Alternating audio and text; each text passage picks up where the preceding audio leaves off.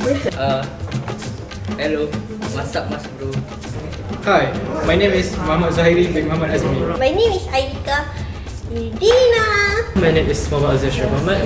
My name is HAKIMI bin ABIDIN. My name is MEGAT Muhammad Ihsan bin Muhammad NOOR. My name is AINUR SOFIA. My name is IQBAL MOHAIMIM. My name is Muhammad ZULFAQAR and my friend call me Mim. The beginnings of Byzantine architecture are dated to Constantine's time and are directly related to the Roman Empire's architecture. The architecture of the Roman Empire suffered significant changes after Constantine's acceptance of Christianity. During the Middle Ages, it would separate itself and become a distinct artistic and cultural phenomenon. Byzantine architecture flourished in a region including the areas of Italy, Greece, Asia Minor, and Syria. It went on to influence medieval architecture and even the architecture to this day. So firstly we need to know about the late Roman Empire, or the other name is Byzantine Empire. Is the timeline and how it integrates into the Islamic world. It all started in 330. During that time, the first Byzantine emperor, Constantine I, moved the Roman capital from Rome into Constantinople. And then in the year of 400, the empire split into two. During the year of 570, Prophet Muhammad was born in Mecca. So the period between 517 until 1453 is the period of integration of the Islamic world, of the Byzantine world into the Islamic world. During that time, the Islamic Empire continued to expand and take Syria, Egypt, and also Anatolia from the Byzantine. Chronologically, we can divide the Byzantine Empire into three parts. The first, the early Byzantine architecture, the middle architecture, and also the late architecture. The early architecture is the architecture we can see in Constantinople, like Hagia Sophia and also Hagia Airi. The middle architecture is, for example, the Church of Saint Sophia in Kiev, and also the late architecture we can see a lot in the city of Thessaloniki in Greece. Today I want to talk about the architecture and geography relationship. Okay, first of all, architecture has always been shaped by geography, influence how and where buildings are constructed. Okay, first, in the Roman Empire, geography played a vital role in their design. For example, they have adequate wood in dry region to supply water to the cities. Bridge and road connect province across the river and mountain. And another part, that creating vast that connect the empire. The next one, fortification were constructed in vulnerable area to protect the city, while the monumental structure like amphitheater were placed in the city center to display the power and also the culture. The second part was when the capital moved to the Constantinople, geography shaped by Byzantine architecture in the new ways, like how the city strategic location surrounded by water require massive wall, like the famous wall of Constantinople, to defend it from the land and sea attacks. Byzantine church such as Hagia Sophia feature large dome inspired by local tradition, symbolizing divine unity and the heaven. The next one, geography also allowed for culture exchange, trade and conquest. The road connect Byzantine with Islamic region that bring new influence that enrich Byzantine architecture style, particularly in decoration and also the design detail. And I'll be continuing on the ideological influence of the Byzantine Empire. Firstly, one of the main reasons why Constantine moved the capital to Byzantine and separated themselves from the Roman is to legalize Christianity. So the main ideology of the Byzantine was Christian, mainly of the Orthodox sects. But what is the smaller ideologies that seeps into their building philosophy? Firstly, reaching the heavens. Churches of the Byzantine Empire ornate themselves with tall dome and glasses so that it evokes the sense of humility inside every worshippers that enter the churches. Secondly, the Byzantine also emphasized on God's divine message. Every painting and every scripture that is written or drawn wall of churches send the message to the worshipper inside the building. It's not about the perspective, it's not about the colors, it's about the message. So many of the painting inside the churches are non-aesthetic one. They're just merely for message purpose. And thirdly, symbolism over realism. Distinguishing themselves from the modern counterpart of Gothic or Baroque architecture, where material words are the main focus of Christianity. In the Byzantine Empire, it's the simplicity of the architecture that reflects into the belief. One such instance is using abstract mosaic patterns to emphasize that God and His heaven are beyond human comprehension and not at all the same with the material words. So I will talk about the political aspect in comparing the Roman architecture and the Byzantine architecture. So in terms of power in state and its authority, Roman architecture is more to glorifying the emperor and military conquest and the Roman state, while the Byzantine architecture emphasizes on the emperor's divine right to rule.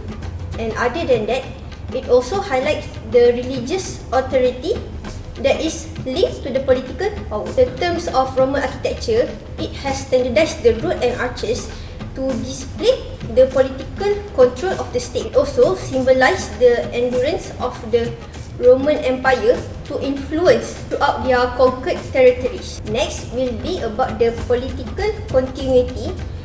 In the terms of Roman architecture, it has standardized the road and arches to display the political control of the state.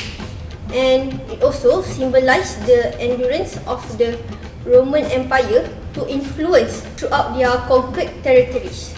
The political continuity for Byzantine architecture will be about the imperial power that are transitioning towards the theocratic states. Also, the political and the religion are united through the domes, mosaic and the centralized churches during that time. To talk about today is to compare a simplified version of Roman Byzantine architecture in gathering funding. The first one is how do they gather their own sources of funding. So for Roman Empire, they always fund their own projects from state resources, taxes and wealth from the wealthy. So the wealthy elites always sponsor buildings in order to gain their political favour. As an example, they built the Colosseum just to show their own wealth. So as for Byzantine Empire, how do they fund their architecture?